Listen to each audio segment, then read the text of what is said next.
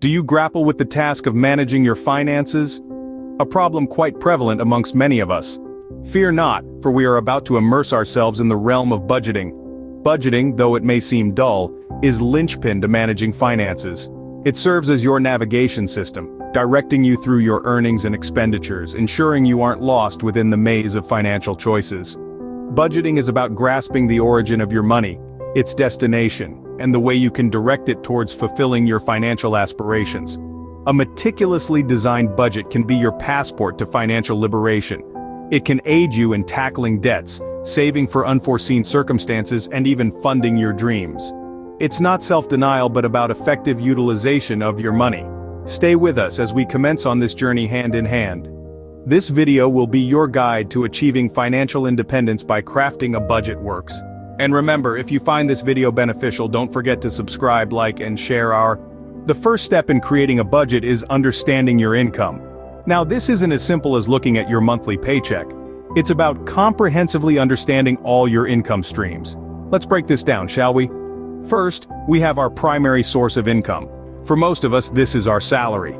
It's the paycheck you receive from your employer, whether weekly, bi-weekly, or monthly. It's the lion's share of our income, but it's not the whole picture. Next, we have secondary income sources. These can be as diverse as you are creative. Do you have a side job or a freelance gig? Maybe you're an Uber driver on the weekends, or you sell handmade crafts on Etsy. Each of these contributes to your overall income, and they shouldn't be overlooked. Then there are investment returns.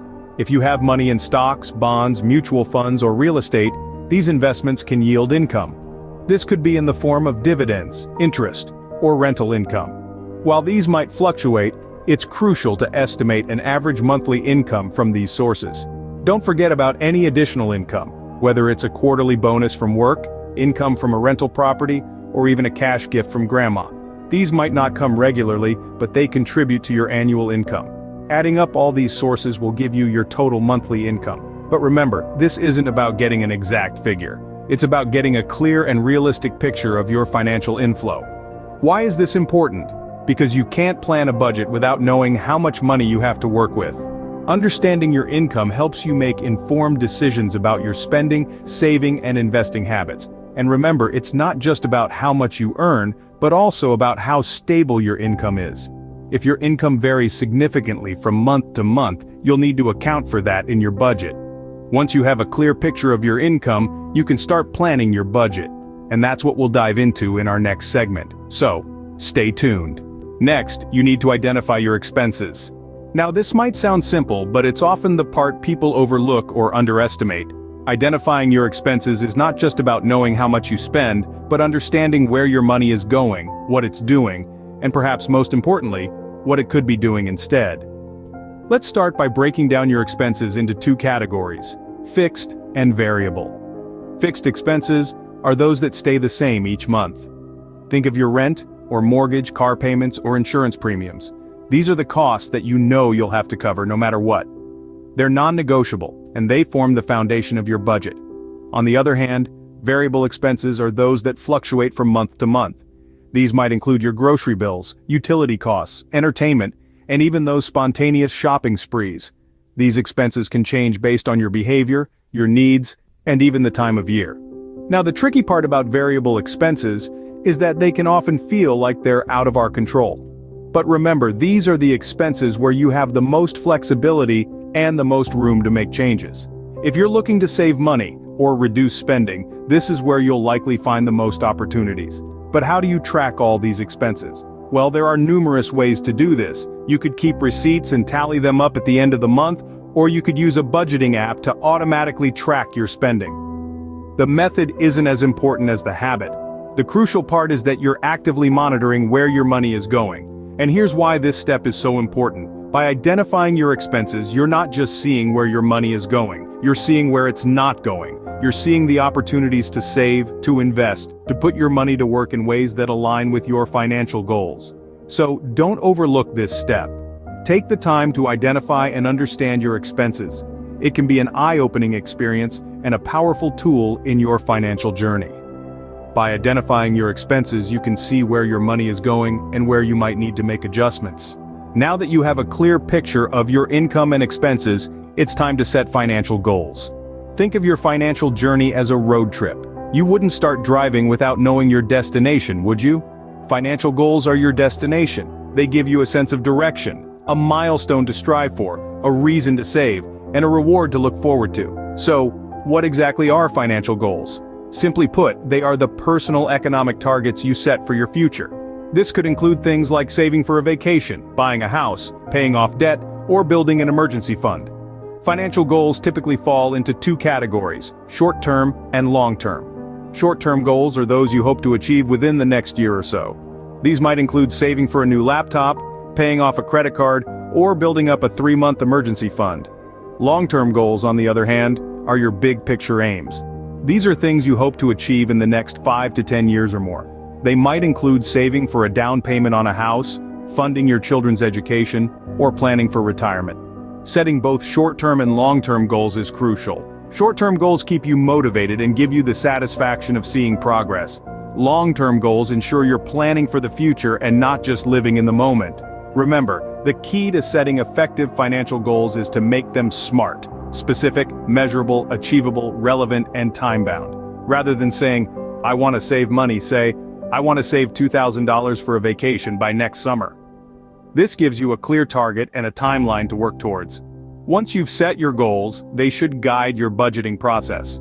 Your budget is essentially a plan for how to spend your money to help you reach your goals. If you're saving for a down payment on a house, for example, you might need to cut back on dining out or other discretionary expenses. Remember, your financial goals should be realistic and achievable. Setting goals that are too lofty or unrealistic can lead to frustration and potentially derail your financial journey. So, dream big but also be practical. After all, a successful financial journey is all about balance. With your income, expenses, and financial goals in mind, you can now create your budget. Creating a budget is akin to drafting a financial blueprint. It's about making your money work for you, not the other way around. The first step in crafting your budget is allocating your income. Start by covering your fixed expenses, which are the non-negotiable costs like rent or mortgage, utilities, insurance, and debt payments.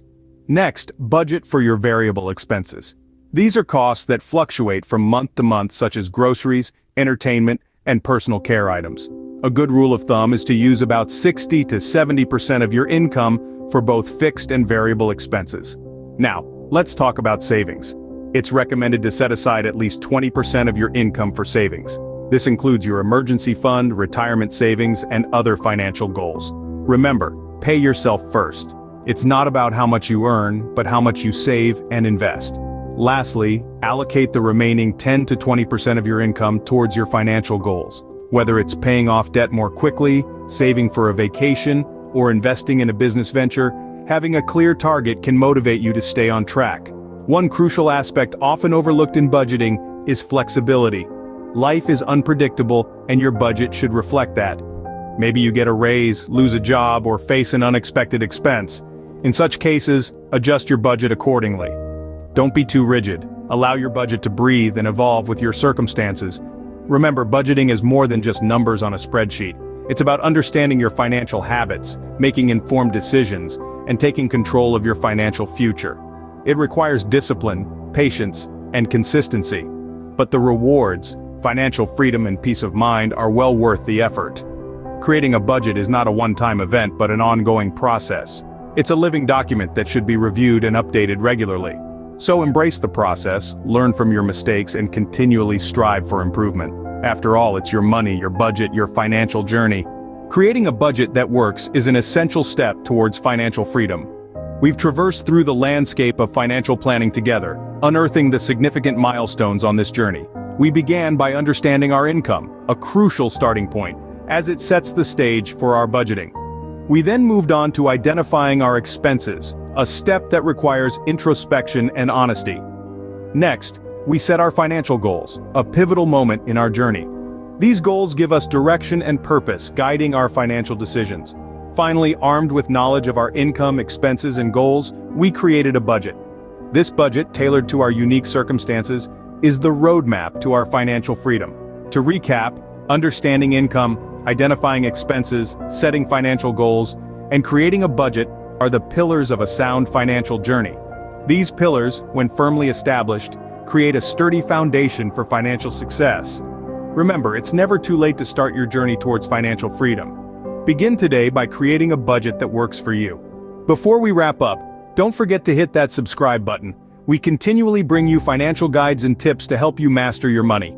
If you found this video helpful, show your support by giving us a big thumbs up. And remember, sharing is caring. So don't hesitate to share this video with your friends and family who might benefit from it.